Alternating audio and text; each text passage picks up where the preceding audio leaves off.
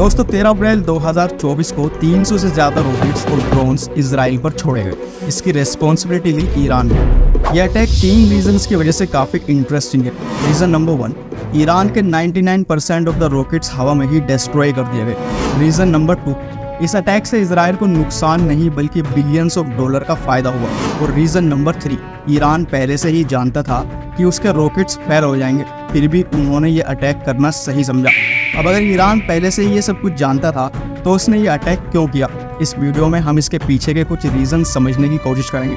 एक वक्त ऐसा भी था जब ईरान और इजराइल दोनों दोस्त हुआ करते थे और इजराइल ज्यादातर ईरान से ही ऑयल इंपोर्ट किया करता था और ईरान भी इजराइल से हथियार वगैरह खरीदा करता था। लेकिन ऐसा क्या हुआ कि जिसने इन दोनों देश के बीच के इस रिलेशन को बिगाड़ दिया?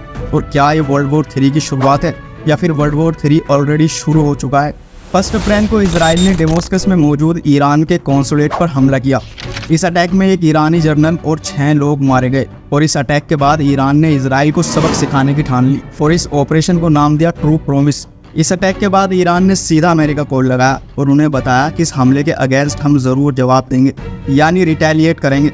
वैसे तो यह खबर बाहर नहीं निकलनी चाहिए थी, लेकिन क्योंकि अमेरिका इजराइल का एलाई है तो यह खबर उसने लीक करी थी और फिर इजराइल भी मिसाइल्स के अटैक के लिए एकदम रेडी हो गया। 13 अप्रैल को पूरे देश में ऐसे सायरन्स बज रहे थे और आसमान में मिसाइल्स और ड्रोन्स की बारिश हो रही थी। ईरान ने इजराइल पर 331 मिसाइल्स और ड्रोन से हमला किया था। इनमें से 185 ड्रोन्स को, 103 बैलिस्टिक मिसाइल्स को और 36 क्रूज मिसाइल्स को शूट डाउन कर दिया गया और सिर्फ 7 मिसाइल इजराइल की धरती तक पहुंच पाई। लेकिन इजराइल ने इस अटैक को कैसे रोका और ये पॉसिबल हुआ कैसे? ये पॉसिबल हुआ 2 डिफेंस सिस्टम की मदद से और वो है आयरन डोम और एरो सिस्टम। इजराइल के एयर डिफेंस सिस्टम्स दुनिया में सबसे बेस्ट डिफेंस सिस्टम में से एक है और ये बात ईरान भी जानता है। ईरान को पता था कि इजराइल पर होने वाला अटैक फेल ही होगा, तो फिर ये अटैक करने की जरूरत क्यों पड़ी? इसके पीछे हैं 4 बड़े रीजन। सबसे पहला रीजन है रिटेलिएशन। ईरान के दुनिया के अलग अलग देशों के साथ पंगे हैं। ईरान ने पाकिस्तान पर भी इस साल अटैक किया था। उनके सऊदी अरब के साथ भी कॉन्फ्लिक्ट बरसों से चले आ रहे हैं। अब जैसे इजराइल ने उनके जनरल को एयर स्ट्राइक में मारा है, 2020 में अमेरिका ने भी वैसा ही किया था और उनके मिलिट्री ऑफिसर कसेम सुलेमानी को ड्रोन की मदद से मारा था। इसके बाद ईरान चुप नहीं बैठा। 7 अक्टूबर को हमास के अटैक के बाद ईरान ने यूएस फोर्सेस पर 150 बार से भी ज्यादा हमला किया। इजराइल पर अटैक फेल होगा ये ईरान को पहले ही पता था, मतलब उनके पॉलिटिकल लीडर्स को पता था। लेकिन फिर भी वहाँ के लोग इस अटैक को सेलिब्रेट कर रहे हैं, पटाखे जला रहे हैं, रैलियां निकाल रहे हैं, क्योंकि ये उनके लिए फेलियर नहीं है। 7 अक्टूबर के अटैक्स में इजराइल में 1200 लोगों की जान गई और गाजा में इजराइल की वजह से 33,000 लोग मारे गए थे। तो इजराइल पर अटैक करना इन सारी बातों का बदला लगता है और इसीलिए ईरान के लोग इसे सेलिब्रेट कर रहे हैं। दूसरा रीजन है एक्सेस ऑफ रेजिस्टेंस। इजराइल पर यह अटैक ईरान का पहला डायरेक्ट अटैक था, लेकिन इसका मतलब ये नहीं है कि ईरान ने इजराइल के अगेंस्ट कभी कोई एक्शन नहीं लिया है। ईरान इजराइल के साथ वॉर तो लड़ता है, लेकिन प्रोक्सीज के थ्रू, जैसे गाजा में हमास, लेबनान में हिजबुल्लाह, यमन में हूती और सीरिया और इराक के कुछ शिया ग्रुप्स ईरान से ऑर्डर लेते हैं और इस नेटवर्क को एक्सेस ऑफ रेजिस्टेंस कहते हैं। कभी सोचा है कि हमास के पास इजराइल से लड़ने के लिए इतना सारा पैसा और इतने सारे वेपन्स कहां से आते हैं? ईरान और इजराइल की लड़ाई में एक बात काफी खास है कि ईरान कभी भी डायरेक्टली इजराइल पर अटैक नहीं करता, बल्कि अपनी प्रोक्सीज के थ्रू अटैक करता है। 13 अप्रैल को जो ईरान ने अटैक किया था, ये पहला ऐसा अटैक है जिसकी रेस्पॉन्सिबिलिटी ईरान ने इतनी ओपनली ली है। तीसरा रीजन है अमेरिका के लिए वार्निंग। कोई नहीं चाहता कि मिडिल ईस्ट में जंग शुरू हो। इस अटैक के बाद रशिया ने वार्निंग इशू की। पुतिन ने कहा कि अगर बाइडेन इजराइल का समर्थन करते हैं तो हम चुपचाप नहीं बैठेंगे। ईरान ने बार बार इजराइल को छोटा शैतान और अमेरिका को बड़ा शैतान कहा है। रशिया हमेशा से ये ईरान को सपोर्ट करता है।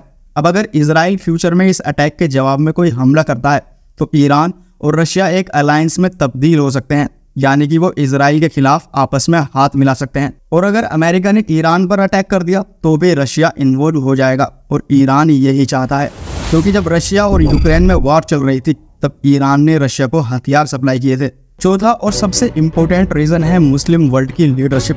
1979 से पहले ईरान और इजराइल बहुत ही अच्छे दोस्त हुआ करते थे और तब रजा शाह ईरान का राजा हुआ करता था, जो कि अमेरिका के नक्शे कदम पर ही ईरान को चलाया करता था और ईरान की ऑयल सप्लाई भी काफ़ी ज़बरदस्त थी। इसीलिए अमेरिका इस ईरानी सरकार को पूरी तरीके से सपोर्ट करता था। लेकिन 1979 में ईरान में इस्लामिक रिवॉल्यूशन हुआ और उसके बाद आयतुल्ला खोमेनी ईरान के पहले सुपर लीडर बने। ईरान एक शिया मुस्लिम डोमिनेट देश है और सऊदी एक सुन्नी डोमिनेट देश है, और ईरान अपने आप को पूरे मुस्लिम वर्ल्ड का लीडर बनाना चाहता है। पिछले 6 महीने से इजराइल गाजा स्ट्रिप पर जो कर रहा है उसे हर एक मुस्लिम देश क्रिटिसाइज तो कर रहा है, लेकिन एक्शन किसी ने नहीं लिया। लेकिन ईरान एक मौका चाहता था ये दिखाने के लिए कि वो पावरफुल है और बदला ले सकता है, और उसे ये मौका मिल भी गया। भले ही ईरान ने मिसाइल्स इजराइल की तरफ छोड़े हों, लेकिन टारगेट पर सऊदी अरब की पोजीशन थी। अब ईरान के अटैक से इजराइल को क्या फ़ायदा होगा? देखिए, इजराइल के एयर डिफेंस सिस्टम्स दुनिया भर में बेस्ट हैं, लेकिन 7 अक्टूबर को अटैक्स में ये सिस्टम्स फेल हो गए थे और इसीलिए 1200 लोगों की जान भी चली गई थी।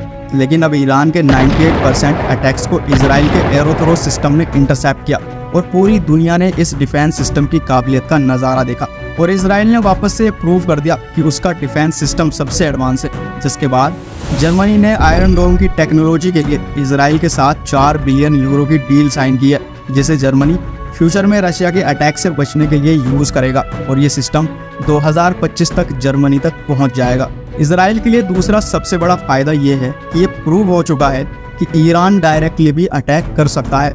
एक्सपर्ट ये मानते हैं कि ये इजराइल और अमेरिका के लिए एक अपॉर्चुनिटी है ईरान के न्यूक्लियर प्रोग्राम को डिस्ट्रॉय करने के लिए। जुलाई 2015 में ईरान का एक न्यूक्लियर एग्रीमेंट हुआ था, जिसमें ईरान ने यह वादा किया था कि वो न्यूक्लियर पावर का इस्तेमाल सिर्फ पीसफुल पर्पस के लिए करेगा। इसके बदले वेस्टर्न देशों ने कई सारे सैंक्शंस ईरान से हटा दिए थे, लेकिन 2018 में अमेरिका इस डील से बैक ऑफ कर गया, और 2020 में ईरान ने भी ये डिक्लेयर कर दिया कि वो इस डील के कुछ रिस्ट्रिक्शंस को फॉलो नहीं करेंगे। जनवरी 2024 की एक रिपोर्ट के मुताबिक ईरान न्यूक्लियर वेपन्स बनाने के काफ़ी करीब है। अगर ईरान चाहे तो सिर्फ 3 हफ्तों में 5 फिशन वेपन्स बना सकता है, और इस रिपोर्ट को पब्लिश हुए 4 महीने हो चुके हैं। यानी हो सकता है कि ईरान के पास आज इस वक्त में न्यूक्लियर वेपन्स मौजूद हो। इस्लामिक रिवॉल्यूशन के बाद ईरान इजराइल के लिए एक काफ़ी बड़ा थ्रेट बन गया था, और इजराइल एक मौका ही ढूंढ रहा था कि जब वो ईरान के न्यूक्लियर प्लांट पर अटैक करे और अगर वहाँ पर उनके न्यूक्लियर वेपन्स रखे हों तो वो ख़त्म हो जाए। इजराइल अपनी डिफेंस स्ट्रेटजी एक फिलोसफी के ऊपर रखता है, और वो फिलोसफी है डिटरेंस, यानी कि अपने दुश्मनों को अपनी ताकत का डेमो दिखाते रहो। उनके दिमाग में ये भर दो कि इजराइल अपने ऊपर होने वाले अटैक्स को कितनी आसानी से रोक सकता है। लेकिन ये डिफेंस की स्ट्रेटजी 7 अक्टूबर को फेल हो गई थी, और पूरी दुनिया को मैसेज मिल गया था कि आयरन डोम में भी खामियां हैं। लेकिन अब ईरान के अगेंस्ट इस डिफेंस सिस्टम की सक्सेस ने इजराइल को एक सेकंड चांस दिया है। अब इजराइल ईरान पर जवाबी हमला करता है या नहीं, ये तो वक्त ही बताएगा। लेकिन इजराइल और ईरान के बीच में चलने वाली शैडो वार खत्म हो चुकी है।